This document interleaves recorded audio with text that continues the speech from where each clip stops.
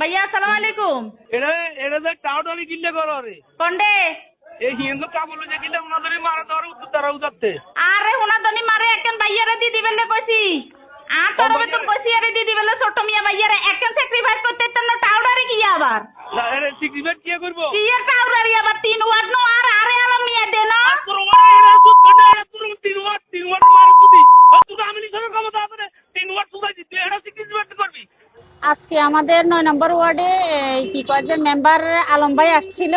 আসার পরে উনি আমারে ফোন দিছে যে আপা আমি কিছু কাপড় নিয়ে আসছিলাম, আমি কাপড়গুলো বিতরণ করবো, এখন কিভাবে কি করতে হবে আপনি যদি একটু আসতেন তাহলে ভালো হতো। তো আমি কুটি কাকও আছে এখানে, হাসেম মেম্বারও মামাও আছে, তারপরে আমিও গেলাম। যাওয়ার পরে আমি ওখানে কাপড়গুলো এবার মামারা সবাই আমরা বসি দেখলাম যে যে কাপড়গুলো নিয়ে আসছে আমরা প্রতিটা 9 নম্বর ওয়ার্ডে প্রতিটা সমাজে সমাজে আমরা দিয়ে দিই।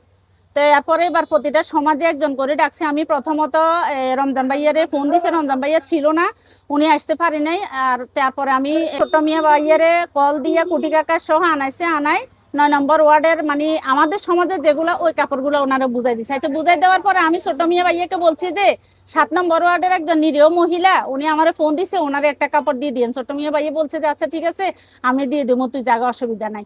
এরপর আমি চলে আসছি। আসার পরে রমজানে আমারে মনে করে ফোন দিয়ে আমারে বলতেছে এমনি এমনি আমি আওয়ামী লীগের আমলের মেম্বার, আমারে থ্রেটদের এটা করব সেটা করব। আমি যে কল রেকর্ডটা ও আমার অদ্য বিচারে যে আচরণগুলো আমার সাথে ফোনে করছে ওই আচরণগুলো আমি কল রেকর্ডটা এই ইয়াতে আমি দিতে চাইয়ে এফবিতে আপনারা দেখেন। হ্যাঁ বলে বিএনপির নেতা হয়েছে, কে বানাইছে কে বা কারা বানাইছে কেমন ধরনের নেতা এই পরিচয়টা জানতে চাই।